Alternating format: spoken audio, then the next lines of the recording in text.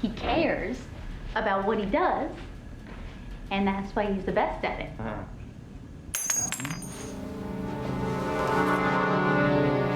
Fuck was that?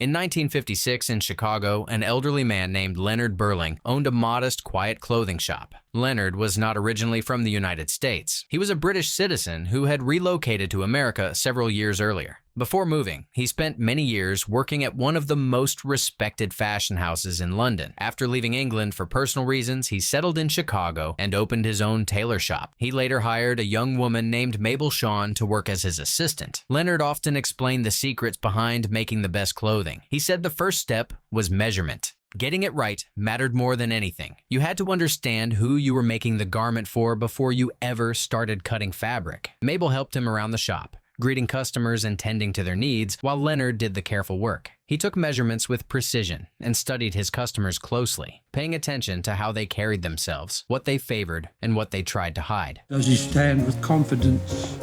Leonard's shop quickly became well known throughout Chicago for the quality of its clothing. Wealthy families in the city regularly visited the store and relied on it for custom suits and tailoring. Among these regular customers was the Boyle family, a powerful and influential mafia organization in Chicago. The Boyles frequently came to the shop, sometimes to place clothing orders and other times to collect messages sent through the shop's mailbox. Leonard had intentionally placed this mailbox in his store, presenting it as a way for customers to leave notes or tips, though it served another purpose. One evening, the Boyle family's only son, Richie Boyle, arrived at the shop to retrieve letters from their contact. He was accompanied by a trusted associate named Francis. Leonard remained calm and focused on his tailoring work, showing no interest in their presence or in the letters they collected. Richie, however, spoke with him, asking if the suit he was making was for his father. When Leonard told him it was not, Richie asked who it was being made for. While sorting through the messages, Francis discovered a letter sent by a criminal group known as the Outfit. Because of the sensitive nature of the letter, Richie asked Leonard to step out of the room for a while so they could discuss it.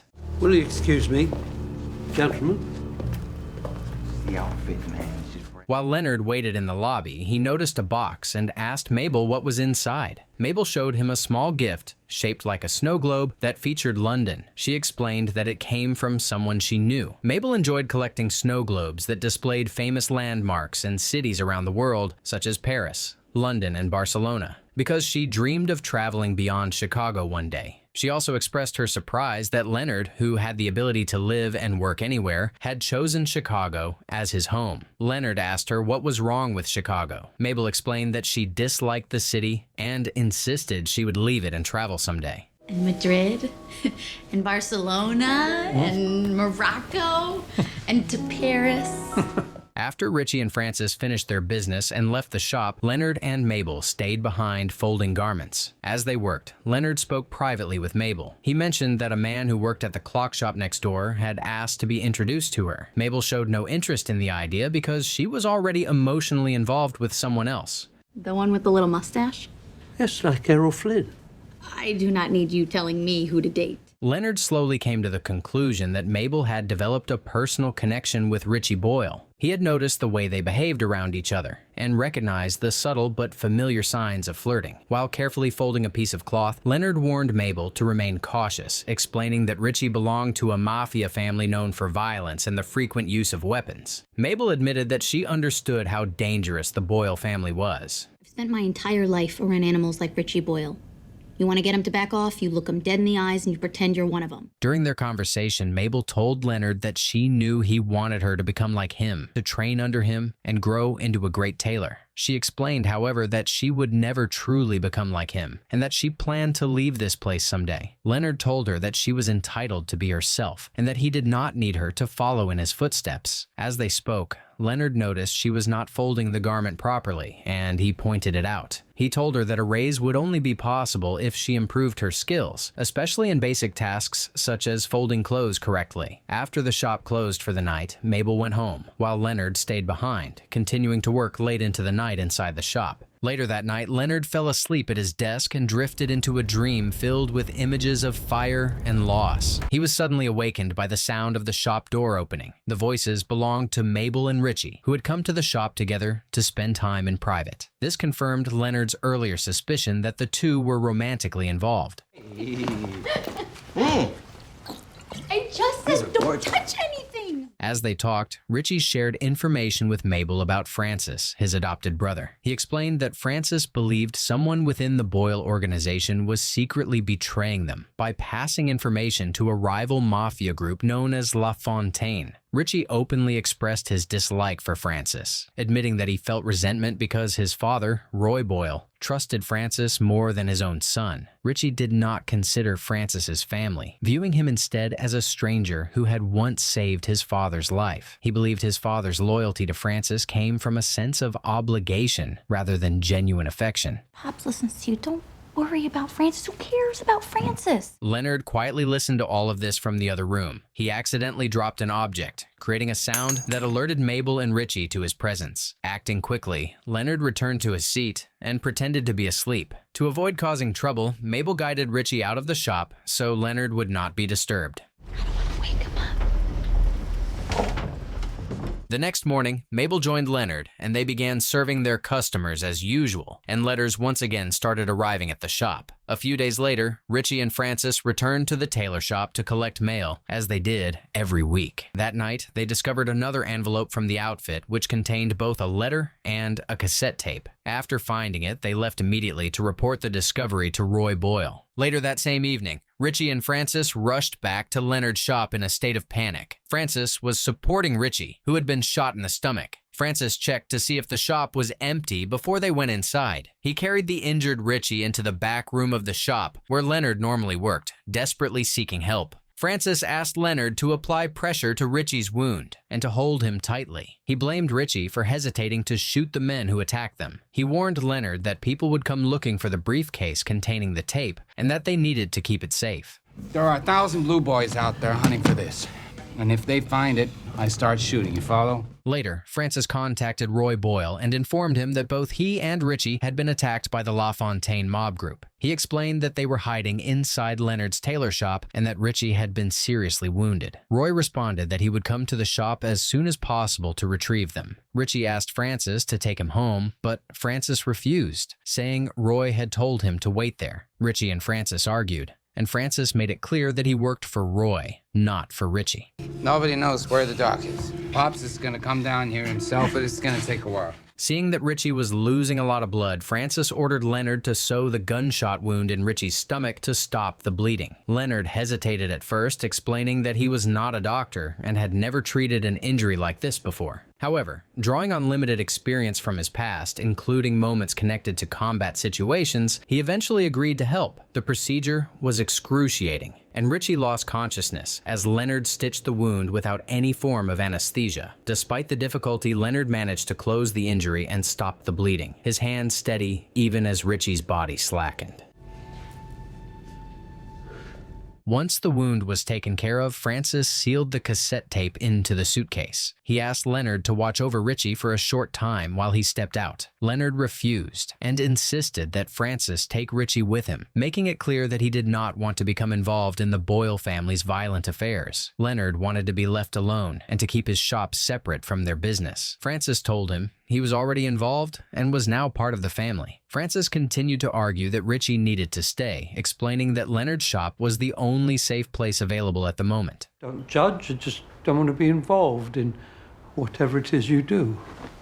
Francis then explained that he had to leave immediately to find a cassette player. He revealed that the tape contained recordings from illegal wiretaps involving a member of the Boyle family. Francis believed that someone close to the family was secretly working with the FBI and had planted a listening device in a location the Boyles frequently used. He also explained that he and Richie had originally planned to listen to the tape somewhere else, but they were ambushed by the La Fontaine group before they could do so, resulting in Richie's injury. Because several mafia organizations wanted the tape in order to destroy the Boyle family, Francis felt it was urgent to listen to the recording and identify the traitor. Because if I get back, and that tape isn't sitting right there, Francis warned Leonard that many people were looking for the tape and that it was vital to keep it safe. He told Leonard that Roy would be there in a few hours. Leonard asked what he should do if the police came, and Francis coldly told him to get rid of them. Not long after Francis left the shop, Leonard noticed blood on the suit he had been working on, and he began replacing the stained fabric with a clean piece. Soon after, Richie regained consciousness. Richie thanked Leonard for saving his life, his voice weak but sincere. Richie asked for water,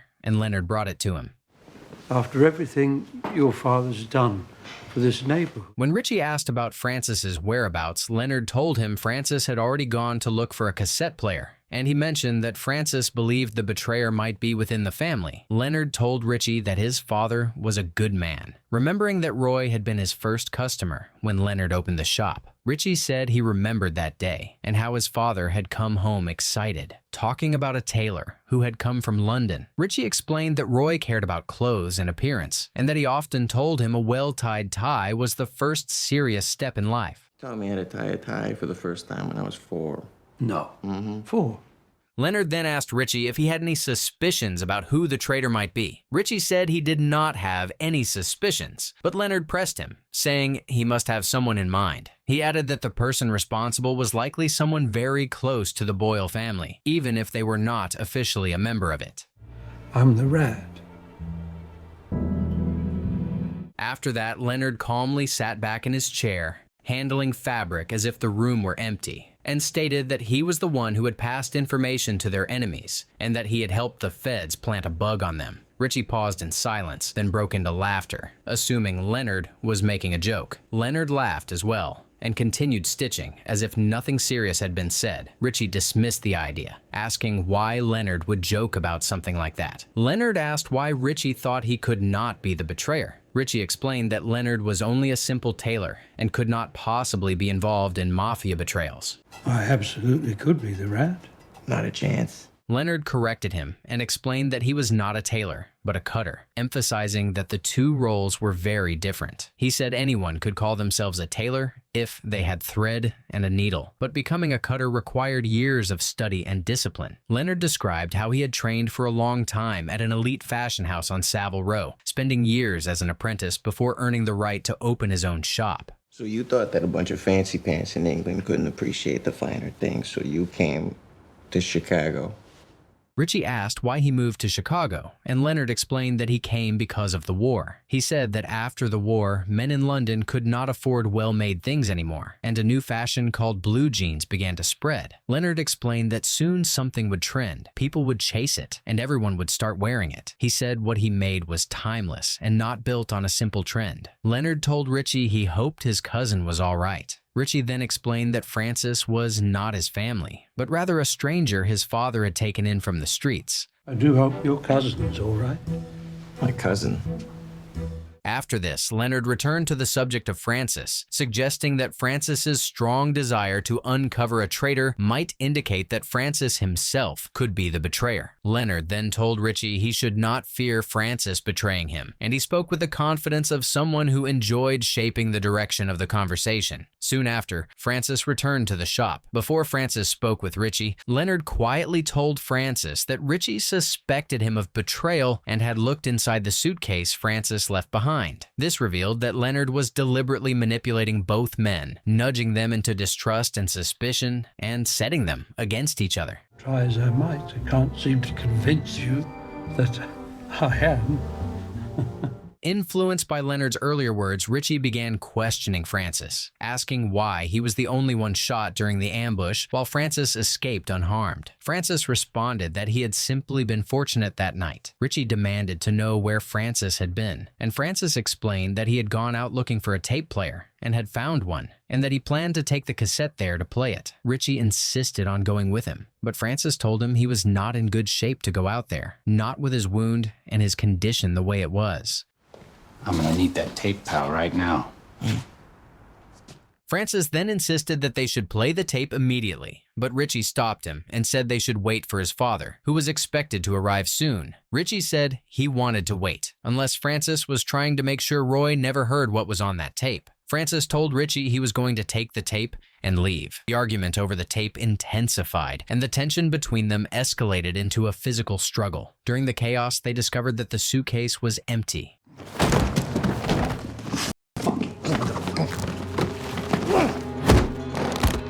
Realizing this, Richie drew his gun and aimed it at Francis. Richie demanded to know where the tape was. Francis told him he was stupid if he thought he could force a confession like this, and he insisted that he was loyal to Roy. Richie admitted he had hated Francis since day one. Francis fired back that he was the one standing beside Roy, cleaning up what needed to be cleaned up, while Richie went around making a mess of everything. Richie's attention shifted for a moment during the argument. Francis fired next, striking Richie in the neck and killing him instantly. Francis told Richie he did not die because he was slow or arrogant, and that he did not die because he made a mistake in the moment. He died because he was weak, and Francis shot him again. It was because you're weak. Leonard froze in shock. Francis asked Leonard where the tape was, but Leonard said he did not know. Francis quickly searched for the tape that Richie had supposedly hidden, but he could not find anything. Not long after, Roy Boyle arrived at Leonard's shop with his men. Francis appeared nervous and immediately asked Leonard to help him hide Richie's body and delay Roy's entry so he could clean the blood from the floor.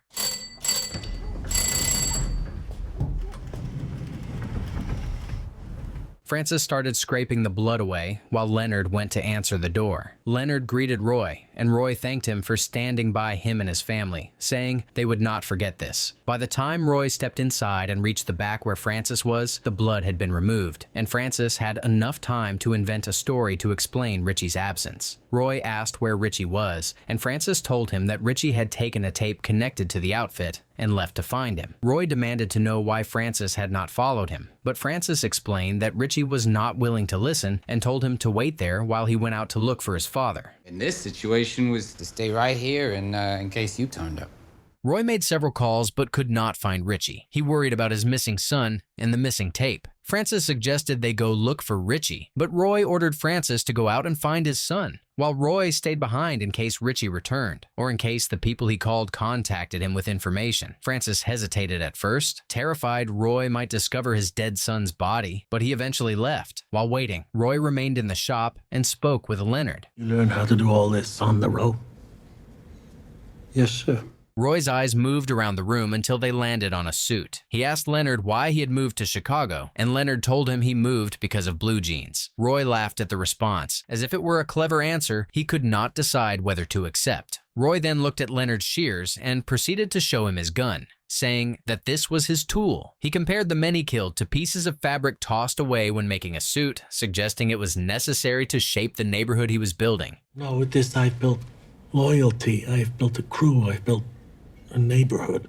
Roy then started telling Leonard about an organization called The Outfit. He explained that The Outfit was the largest criminal organization in the world, with operations spread across Europe and the United States. Roy said the Boyle family had been offered an alliance with them because the Boyles were the only group willing to openly fight LaFontaine. As part of this support, The Outfit had provided an FBI wiretapping recording to help identify a traitor within the Boyle family. Gets into the wrong hands, and the entire thing comes crashing down. Leonard appeared confused and asked why Roy was sharing such sensitive information with him, since Roy had never spoken about Mafia matters in front of him before. Roy then revealed that he had already realized Richie had never left the shop. Richie's coat was still hanging inside, and Roy knew his son would never go out in winter without it. This made Roy certain that Leonard was hiding something. He asked Leonard where Richie was. He called one of his men over, and the man pointed a gun at Leonard and demanded the truth. Leonard mentioned that Francis had warned him not to tell the truth, saying Leonard would be in danger if he spoke. Who walks out into the cold in December in Chicago without his coat?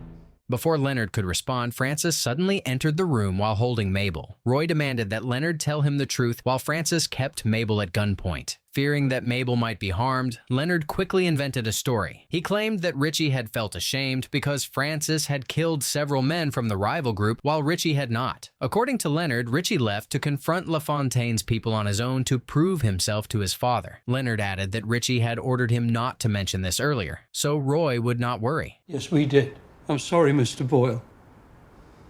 Francis claimed that Richie had stopped at Roy. Then Roy questioned why Francis had brought Mabel to the shop. Francis explained that Richie might have gone to Mabel's apartment because she was his girlfriend. Roy questioned Mabel about Richie's location, but she said she did not know where he was. Francis interrupted and stated that he had noticed a blood stain on Mabel's carpet, suggesting that Richie had been injured there. Mabel told Roy that was a lie. Roy asked Mabel who she was, and he realized he had known her late father. He's a real tough guy, your dad. I wouldn't know. He wasn't really around much. Growing angry and impatient, Roy began pressuring Mabel aggressively to tell the truth. Francis claimed that Mabel might be the one ratting them out, since she was involved in a romantic relationship with Richie. Leonard told Francis he had known Mabel for years and was certain she was not the one betraying them. Francis, however, started beating Mabel while questioning her, striking her as if violence could produce answers. Leonard stepped in and physically stopped Francis, trying to calm him down and pull him away. Roy and Francis ignored Leonard's protest and dragged Mabel into one of the rooms. We'll clean up after.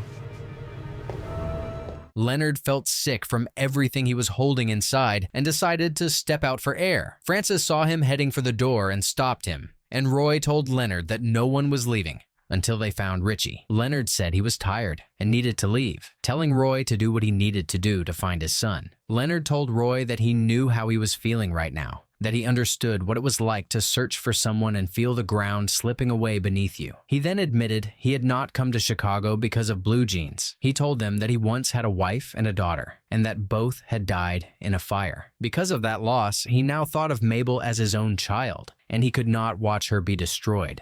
You can hurt young Mabel. You can hurt me. At that moment, the phone rang, and Leonard answered it. He told Roy the call was from Richie, who claimed he was hiding from LaFontaine and asked to be picked up at a specific street location. Hearing this, Roy decided to go and get him with his men. Let's get to it. Francis chose to stay behind, saying he would keep an eye on Leonard and Mabel in case they were lying. Roy agreed and left Francis behind while he went out to look for Richie. After Roy left, Leonard revealed the truth. He admitted that he had deliberately given a false address so that LaFontaine's men would ambush Roy and his crew. Boyle is about to walk directly into an ambush. Who's ambushing him? The LaFontaine. Leonard then revealed that Mabel was the traitor they had been searching for from the beginning. After becoming closely involved with Richie, she gained frequent access to private information about the Boyle family. She used these opportunities to collect details and secretly pass them to the LaFontaine group in exchange for money. Aware that the Boyle family would eventually uncover her actions, Mabel turned to the FBI for protection. She worked with them to arrange wiretaps and planned for the arrest of the entire Boyle family, believing this would keep her safe once they were taken away. You got your hustle. I got mine. Leonard had known about Mabel's actions all along and chose not to interfere. He understood that her motivation was money and her desire to travel the world. Francis was stunned to find out Mabel was the one ratting them out this whole time. When Francis demanded to know if she had taken the tape, Leonard explained that he was responsible for hiding the tapes and that he had done it to shield Mabel from immediate danger. You knew what I was doing, and instead of stopping me, you helped. Yes. You. I can take care of myself. Leonard then proposed an idea. Mabel would call LaFontaine and tell them Francis's location so they would come and attack him. Francis resisted, saying he would not betray Roy like that. Leonard told him it was either that or Roy would find out Richie was dead and he would kill them all. Cornered by the choice and the fear of what Roy would do, Francis finally gave Mabel permission to call LaFontaine. LaFontaine wants to make a deal. Tape for cash. 1 hour. Mabel made a deal with LaFontaine to exchange the tape for cash. Not long after, LaFontaine and his men arrived at the shop to pay Mabel for the tape. Before the exchange happened, Francis instructed Leonard and Mabel to use a coded signal once LaFontaine handed over the money. This was meant to allow Francis to leave the back room and kill LaFontaine.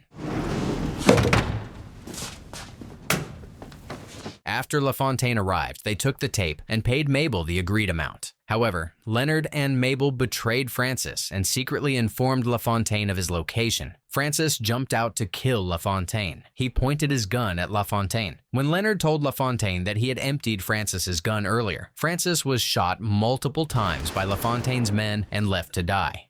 But nobody stopped to think what's going on in his head. Once LaFontaine and his crew departed, Leonard told Mabel the full truth. He admitted that he had personally recorded the tape and placed it in the mailbox under the name of the outfit to manipulate the Boyle family. The tape given to LaFontaine earlier was fake, containing only Leonard's recorded voice. Leonard had been recording the scene happening that night, preserving it so Mabel could eventually hand it over to the FBI. This would allow law enforcement to dismantle both the Boyle family and the LaFontaine group. Enough to convict any remaining Boyles of a dozen crimes and Madame LaFontaine. Leonard encouraged Mabel to leave Chicago and travel the world using the money she had received. Mabel asked him to come with her and travel, but Leonard refused, saying she should not waste her youth taking care of an old man. Mabel finally said goodbye and left. That same night, Leonard packed his belongings and deliberately set his shop on fire to erase all remaining evidence. Unexpectedly, Francis, who was still alive, regained consciousness and fired at Leonard. The shot missed its mark and only wounded Leonard's arm. Francis realized his gun was out of bullets and took out a knife to stab him. Leonard then explained his true past to Francis. He admitted that he was once a violent man, much like Francis. Leonard rolled up his sleeve and showed him his tattooed arms. He explained that one day his former boss asked him to do something he was not comfortable doing, so he left and relocated to London. There, he met his wife, fell in love, and settled down to live a normal life. His old associates tracked him down and murdered his wife and daughter by setting their home on fire. Broken by this loss, Leonard moved to Chicago to start over and live differently. But on the first day, he opened his shop. Fate led him to the Boyle family. My first day here, who did I meet? Francis then tried to stab him, but Leonard managed to move aside and stabbed Francis in the neck with his shears. Francis died on the spot. Leonard walked away from his burning shop, leaving Chicago behind as he planned to begin a new and better life somewhere else.